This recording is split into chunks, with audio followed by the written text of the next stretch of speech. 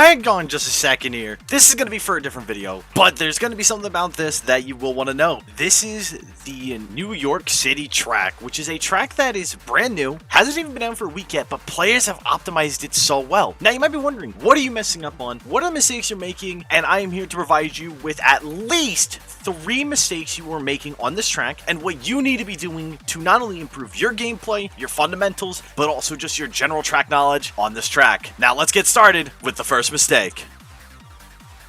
When it comes to making mistakes in this track with New York, you might notice that there's already multiple split paths, and it's just not only the split paths that you see right at the very beginning of the track, but there's also split paths later in the track. These are many, just in general, pathways that as a player might be inclined to want to take here. I mean, heck, you already have the very beginning here where you have the option between going to the boat path and go into the water section, or go down the grounded section, stay on your vehicle. It is very intense, and not only that, even going down the vehicle path, there's still another pathway right here that leads into the water path. And even in the water pathway, if you look closely here, there's a pathway that leads right here, and this is a shortcut that you can take. There's so many split paths that are in this course, it's not even funny.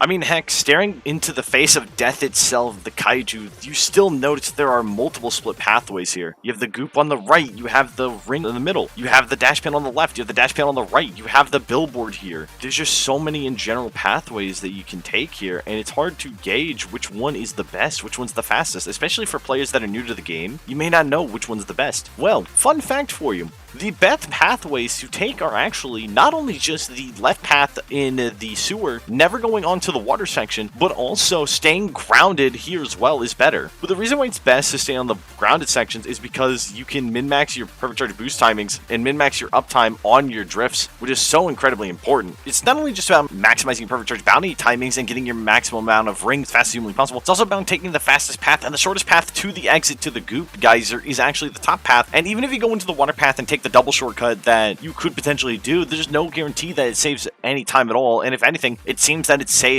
less time than you'd think. It only saves time if your lines aren't as optimized as some of the better players such as Exponzo, Key, UB, and you name it. Now, this is something that you have to keep in mind here, but making sure that you stay on the grounded path as much as possible and taking the left path, but not going full left, just left once, is the most important way to not only play this track at the highest levels, but also to minimize the amount of time that you're slowing down and taking bad lines, so that way you as a player can min-max on everything about your lines and your knowledge of the track. Let's move on to mistake number 2. Moving on to mistake number 2, and this one is a very brutal one that many people don't realize, but it is this sidewalk here. This little lip of sidewalk, maybe only a couple inches off the ground, is probably the most brutal thing in the whole track. Now, you might think a little bit of sidewalk shouldn't really cause that many problems, but this piece of sidewalk has some very interesting collision to say the least, so you gotta be very cautious. Here's my version of the sidewalk. Now, it's not perfect, and it's not that good, but compared to a lot of the players that are probably gonna take this sidewalk, especially when you don't have a lot of knowledge of the track, it's a lot better than it looks. Now, we go into a clip where I make a minor mistake going into the sidewalk here, where I have momentum carry me to the building, I hit the building, and I don't have a level 3 boost charged up here, so I'm definitely going to take a much slower line. Let's go to the next clip, right? This clip is a very devastating clip because if you don't line up correctly, you see I get sent out really wide, and now I'm trying to course correct it, but because I'm trying to fully course correct this, now I get sent off to the left, I get flown everywhere, and it's just terrible. Again, your mistakes are heavily exacerbated, almost 10 times worse looking because of the sidewalk. I mean, heck, I hit the wall here and it slows me down so tremendously that I lose a PB because of it. You have to be careful with this sidewalk. You have to be lined up for it correctly, and you have to be prepared for it. Again, I'll show my clip one last time here. This clip is not perfect once again, but when it comes to trying to take the sidewalk, it is not bad at all. I'm lining up, trying to get a low hop here, not going too far out, trying to stay as tight to the wall as possible here, popping my wisp right at that first lamppost that we see, and it's a pretty good clip. Here's a clip from Exponzo's run, where he did this sidewalk section. If you look at how Exponzo takes this, he's charging up this level 3, making sure he gets the level 3 and the perfect charge bounty proc at the exact same time, so he's level 3 up to this lamppost, pops the wisp, and this is a perfect rendition of the sidewalk section. This is what you need to be doing, and you need to make sure that you practice this, even if it's not perfect. Try to make it look pretty similar to how either I or Exponzo did it, especially Exponzo if you can, because that will save you a immense amount of time and will save you a lot of heartache when you potentially could lose a race if you messed up that line. Let's move on to mistake number 3, and this will be the last mistake of the video.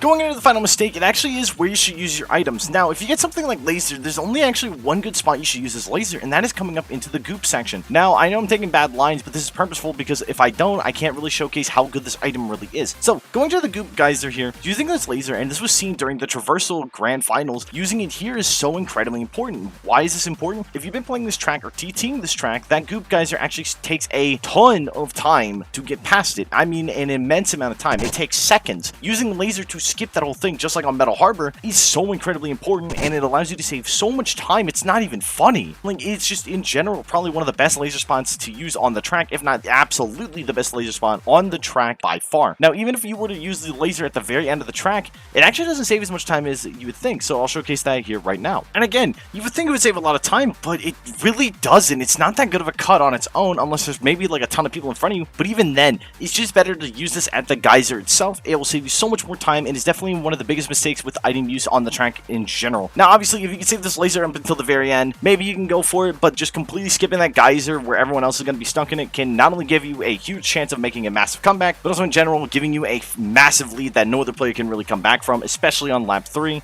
But that's all I got for you guys today. I know it's only 3 mistakes. I know there's not a lot to really go over, but I think these are the 3 biggest mistakes that you really need to know as a player, because this track is still being optimized. There's still a lot of things that I could try and like hypothesize. It takes a lot of time to really learn the ins and outs of the track, but the players have been going so incredibly hard on this track and playing so incredibly well, learning the ins and outs so quickly, it's not even funny. But with that, I'm going to leave you guys here with just the end of this video. I'm sorry it's been taking me so long to do stuff. I've been casting at Traversal. Anyways, that's all I got for you guys today. I know this was a short video, a very short video, very unlike what I normally do, but there really isn't a lot to talk about with this track, especially since it's still being optimized by the players. There's so many players that are min-maxing this track so incredibly well, and it takes a lot of time to master these tracks and really understand the nuances and the ins and outs of the track so perfectly that you can make some of the most insane time saves that some of the players will not be able to do. So please keep that in mind, but I will be moving on to the next video, which will be builds number 3, because I know you guys have been waiting for this video, so I'll catch you guys in that video. And in general, hopefully you enjoyed this video. Hopefully you learned a couple of really important things about this track. And with that, I'll catch you guys in the next one. I'll see you then.